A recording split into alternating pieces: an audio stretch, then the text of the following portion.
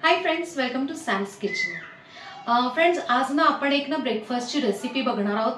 अगदी 10 मिनिटात हा ब्रेकफास्ट तयार होतो आणि महत्त्वाचं म्हणजे ना ह्याला गॅस लागत नाही। सो उन्हाळ्यात तर नक्कीच ही फायदेशीर आहे। तर आजच्या रेसिपीचं नाव आहे लोणच्यातले दडपे पोहे। ही रेसिपी मला माझ्या आईने शिकवलेली बरं का, स्पेशली माझ्या आईची रेसिपी आहे ही। लोणच्यातले दडपे पोहे याच्यासाठी ना आपण एक मोठा बाउल घेतलेला आहे। त्यातनं एक मोठा कांदा आपण छान बारीक चिरून घेतला आहे, थोडीशी कोथिंबीर, हे ना मी 2 चमचे शेंगदाणे आणि 2 चमचे हरभरा डाळ असं 2 तास भिजवून ठेवलेलं होतं। आता ह्याच्यातलं पाणी आपण घ्यायचं नाही, हे निथळून आपण ह्याच्यात टाकायचं आहे।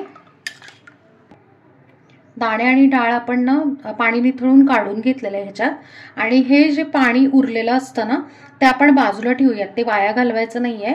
पोहे थोडेसे आपल्याला ओलसर असे भिजवायचे असतील ना तर थोडं पाणी ह्याच्यातलं आपल्याला लागणार आहे।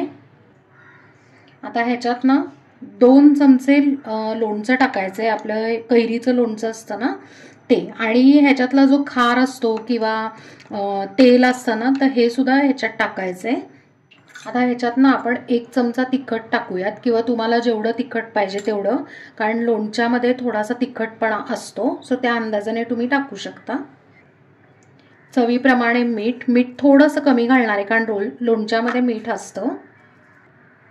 आता आधी आपण हे सगळं ना मिक्स करून घेऊया। हे मिक्स करून झालेलं आहे, आणि आता इथे आपण ना पातळ पोहे घेतले। एक तर तुम्ही 3 मुठी घेऊ शकता किंवा मग 3 बाउल अशा पद्धतीने घेऊ शकता तुम्ही। आता आपण हे ना सगळं छानपैकी हाताने मिक्स करूयात, कारण चमच्याने नीट मिक्स होत नाही, म्हणजे लोणचं आणि त्याचं खार पण सगळीकडे लागेल यासाठी। हे पोहे आणि हे मिक्सचर सगळं मिक्स करून झालेलं आहे।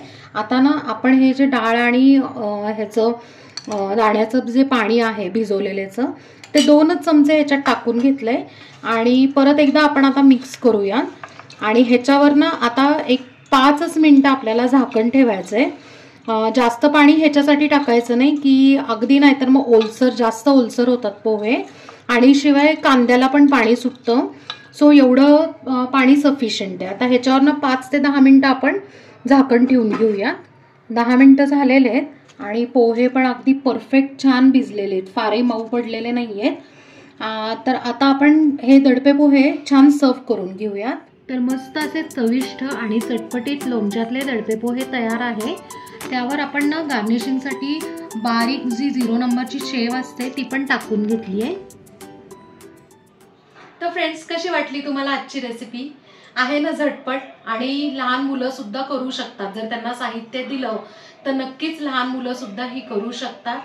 आणि महत्त्वाचं म्हणजे ना लोणच्यामुळे ना त्याला इतका चविष्टपणा येतो, आणि शिवाय भिजवलेले जे शेंगदाणे आणि हरभऱ्याची जी डाळ आहे त्याच्यामुळे सुद्धा इतका सुंदर स्वाद येतो ना।